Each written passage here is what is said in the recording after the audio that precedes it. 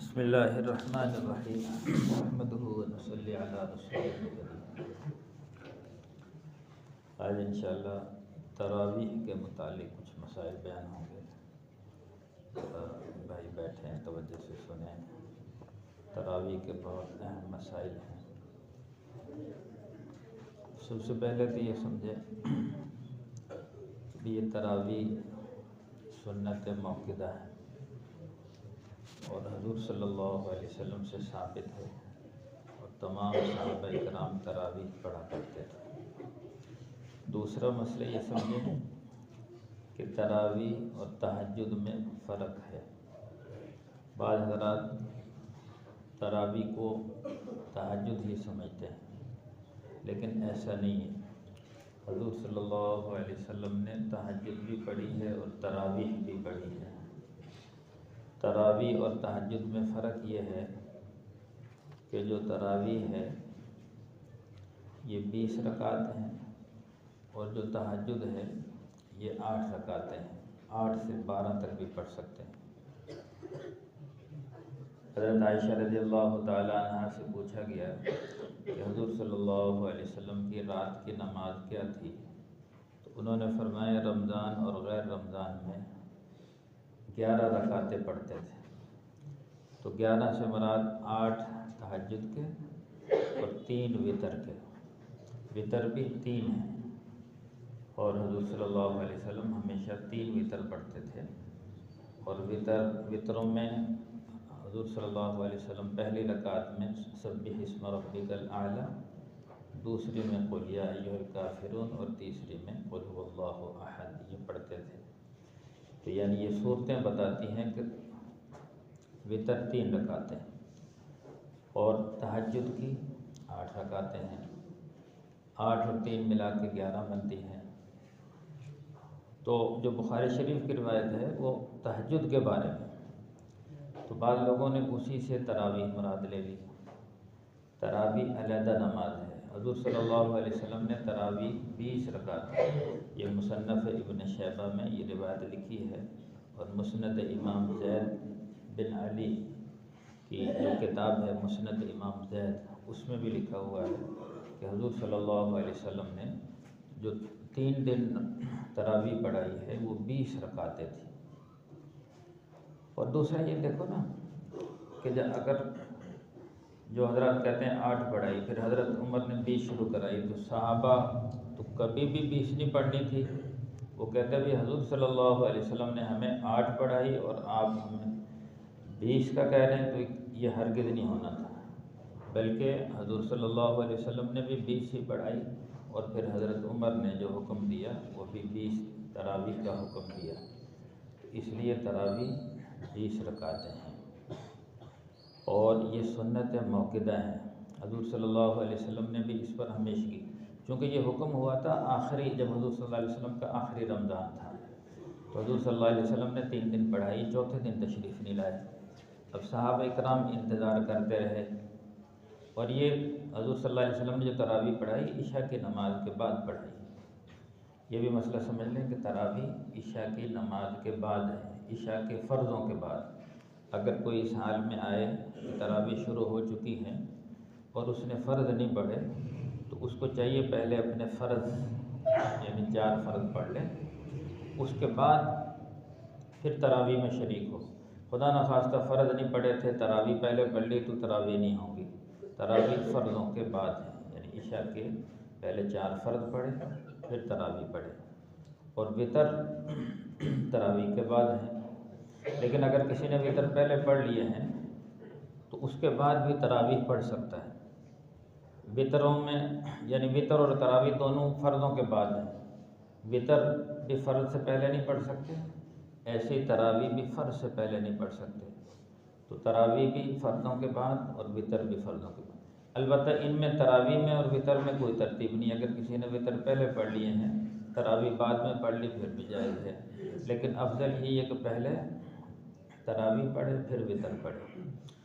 دوسرا ایک مسئلہ عام طور سے یہ چل رہا ہے کہ بعض لوگ کہتے ہیں جی بھی ہم نے چونکہ فرض نماز جماعت سے نہیں پڑھی تھی، پھر جب وہ تراویح جماعت سے پڑھ کے جب وتر پڑھنے لگتے ہیں تو وہ وتر علیحدہ پڑھتے ہیں۔ ایسا نہیں ہے، اگر فرض جماعت سے نہیں پڑھ سکے تو وطر کی جماعت میں آپ شریک ہو جائیں، جیسے تراویح کی جماعت میں شریک ہو گئے ایسے وطر کی جماعت میں شریک ہو جائیں۔ تو ایک تو مسئلہ یہ ہے۔ دوسرا یہ ہے کہ تہجد اور تراویح میں فرق کیا ہے۔ سب سے پہلے یہ سمجھیں تہجد نفل ہے، وہ پڑھے نہ پڑھے گناہ نہیں ہے، پڑھ لے بہت بڑی عبادت ہے، بہت بڑا اجر و ثواب ہے، لیکن تہجد نہیں پڑھی گئی تو اس میں کوئی پکڑ اور پوچھ نہیں۔ لیکن تراویح سنت موقدہ ہے، اس کا پڑھنا ضروری ہے، چھوڑنا والا گنہگار ہے۔ سنت موقدہ کا چھوڑنے والا گنہگار ہوتا ہے۔ جیسے ظہر سے پہلے 4 سنتیں ہیں، یہ سنت موقدہ ہیں تو ان کو پڑھے، پہلے نہ پڑھے بعد میں پڑھے۔ فجر سے پہلے 2 سنت موقدہ ہیں، ان کا پڑھنا ضروری ہے، اگر خدا نخواستہ پہلے نہ پڑھ سکے تو سورج نکلنے کے بعد ان کی قضا کرے۔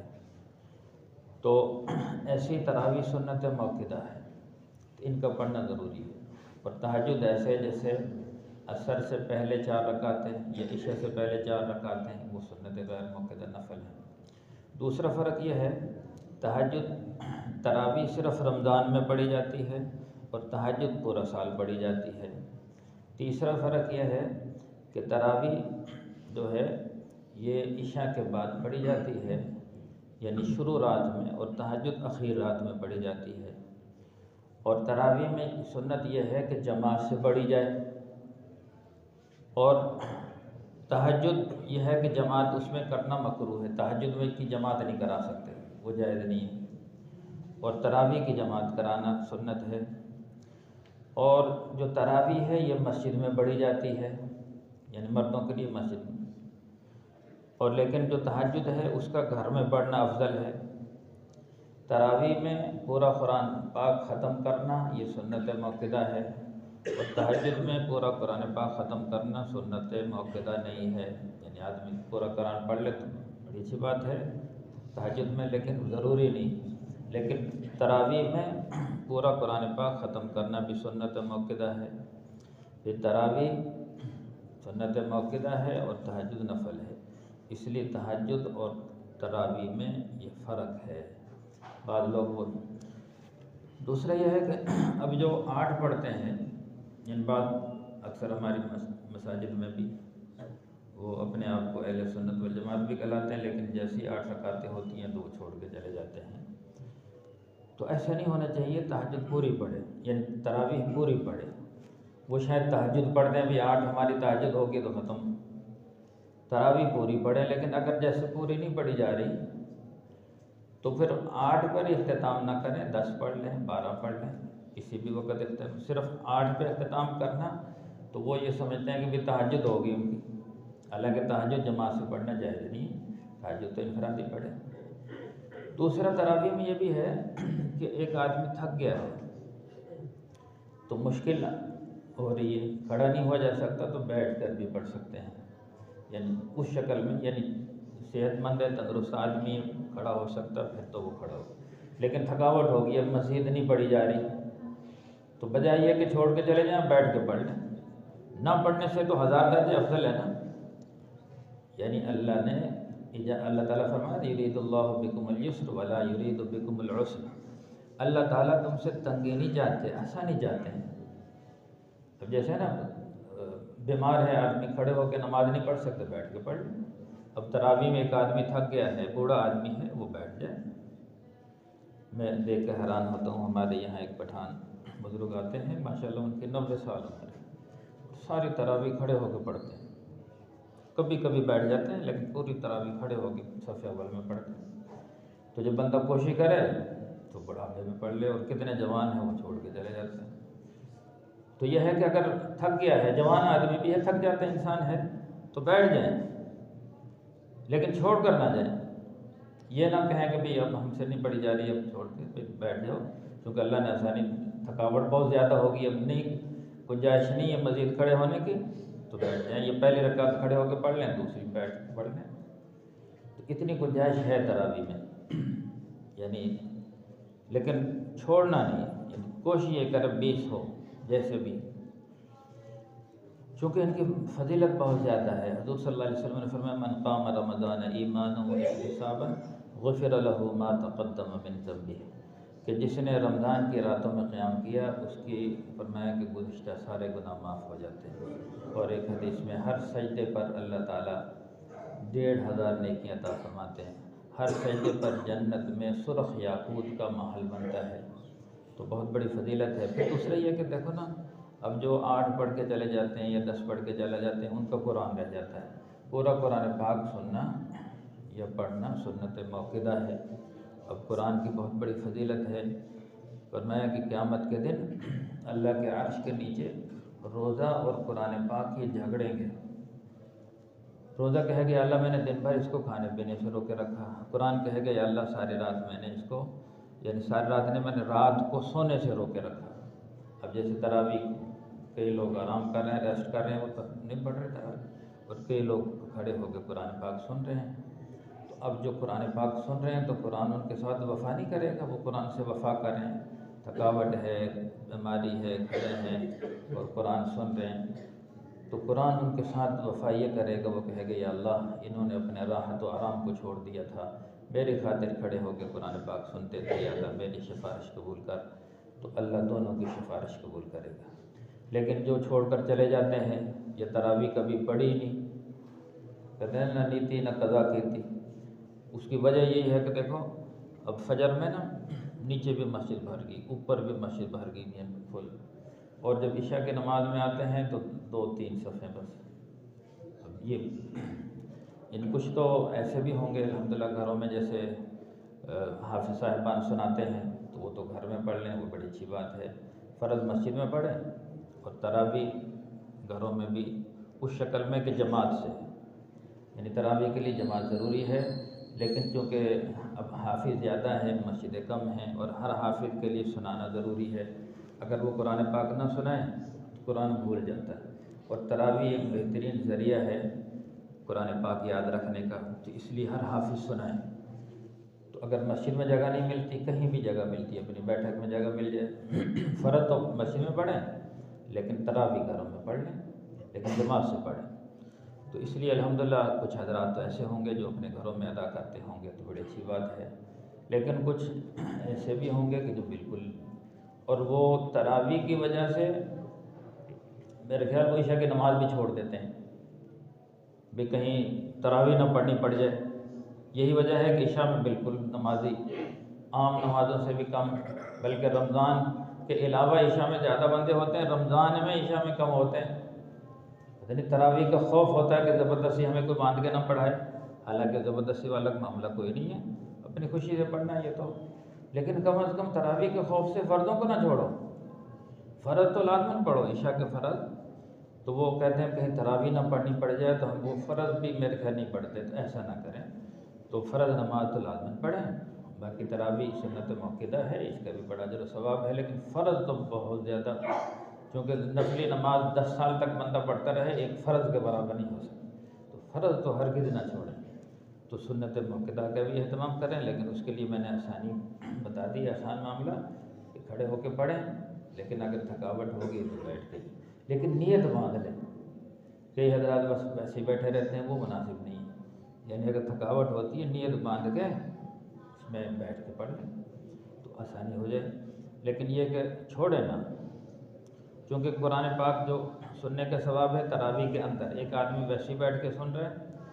تو ویسے بیٹھ کر قرآن سنیں تو ہر حرف کے بدلے میں 1 نیکی ملتی ہے، لیکن نماز کے اندر پڑھنے میں اور سننے میں ہر حرف پر 100 نیکیاں ملتی ہیں، اور یہ عام دنوں میں، اور رمضان کے اندر اگر سنیں تو 70,000 نیکیاں ایک حرف کے سننے پر ملتی ہیں۔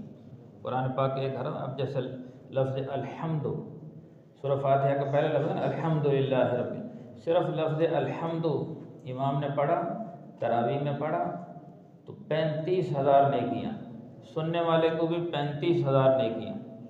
اب آپ اندازہ کریں جب تراویح میں پورا سپارہ سن کے جائیں گے تو اربوں خربوں نیکیاں لے کر جائیں گے آپ، اور جو نہیں پڑھتے کتنی نیکیوں سے محروم رہتے ہیں۔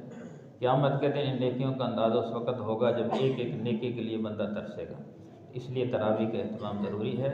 اور حضور صلی اللہ علیہ وسلم نے 3 دن پڑھائی، چوتھے دن تشریف نہیں لائے، تو صحابہ نے عرض کی اللہ کے رسول آپ آئے نہیں، حضور نے فرمایا اگر میں مسلسل پڑھا دیتا یہ تم پر فرض ہو جاتی، اب فرض تو نہیں ہے، سنت موقدہ ہے، لیکن پھر اس کے بعد حضرت ابوبکر صدیق کے زمانے میں لوگ انفرادی طور پر پڑھتے رہے، لیکن پھر جب حضرت عمر رضی اللہ عنہ کا زمانہ آیا تو دیکھا لوگ انفرادی پڑھ رہے ہیں، کوئی گھروں میں پڑھ رہے ہیں، کوئی انفرادی طور پر، تو حضرت عمر نے حضرت ابی بن کعب سے کہا کہ بھئی ان کو پورا قرآن پاک اس میں تراویح میں سنایا کریں، اور سارے صحابہ سے کہا بھی 20 رکعتیں تراویح پڑھا کرو۔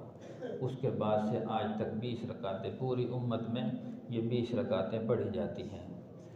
چاروں ائمہ اس پر متفق ہیں، چاروں ائمہ، بلکہ مکہ مکرمہ میں ایسا کرتے تھے۔ اچھا ایک مسئلہ یہ بھی سمجھ لیں، تو 4 تراویح، یہ تراویح جمع ہے ترویحہ کی، ترویحہ کہتے ہیں 4 رکعتیں کو، اور تراویح کم از کم 12 پر بولی جاتی، 8 پر تراویح، لفظ تراویح بولا ہی نہیں جاتا، تراویح ترویحہ کی جمع ترویحہ کہتے ہیں 4 کو، اور جمع کم از کم 3 پر بولا جاتا ہے، 3 ترویحہ پر تراویح بولا جاتا ہے، تو تراویح کم از کم 20 پر بولا جائے گا، یعنی کم از کم 12 میں۔ تو ہر 4 رکعت کے بعد تھوڑا سا وقفہ ہوتا ہے، تو مکہ مکرمہ میں ایسا کرتے تھے بھی 4 رکعتیں پڑھتے پھر طواف کر لیتے، پھر 4 پڑھتے پھر طواف کر لیتے، 4 پڑھ کے پھر طواف کر لیتے۔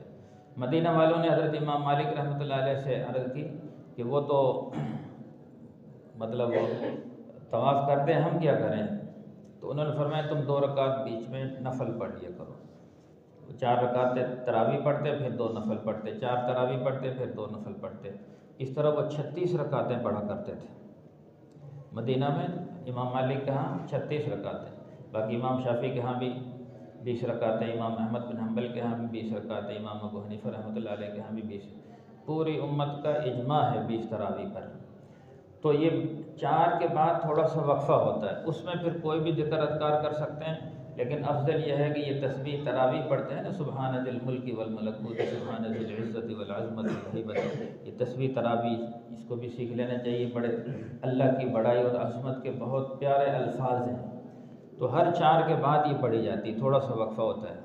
بعض احباب کو پتہ نہیں ہوتا، وہ ہر 2 رکعت کے بعد کھڑے ہو جاتے ہیں، ہر 2، بلکہ جب تک امام نہ کھڑا ہو تو مقتدیوں کو چاہیے بیٹھے رہیں، کیونکہ 4 کے بعد وہ تسبیح تراویح پڑھنی ہوتی ہے، تو اس لیے بیچ میں وقفہ کرنا ہوتا ہے۔ ہر 4 کے بعد ترویحہ کہتے ہیں یعنی تھوڑا سا سستانا، آرام کرنا، ریسٹ کرنا، تو ہر 4 کے بعد تھوڑا سا ریسٹ ہے، اس میں بندہ پانی پی لے یا تسبیحات پڑھ لے، ذکر کر لے، ہر 4 کے بعد تھوڑا سا ریسٹ ہے اس کو تربیت۔ اللہ تعالیٰ عمل کی توفیق عطا فرمائے۔ الحمدللہ رب العالمین والعاقبۃ للمتقین والصلاة والسلام علی سید الانبیاء والمرسلین۔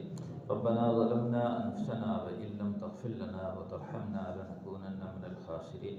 اللهم اهدنا واهد بنا واجعلنا سببا لمن اهتدى، اللهم اهدنا الصراط المستقيم، اللهم اهد الناس والجان برحمة، صلى الله تعالى على خير خلقه محمد وآله وأصحابه أجمعين برحمتك يا أرحم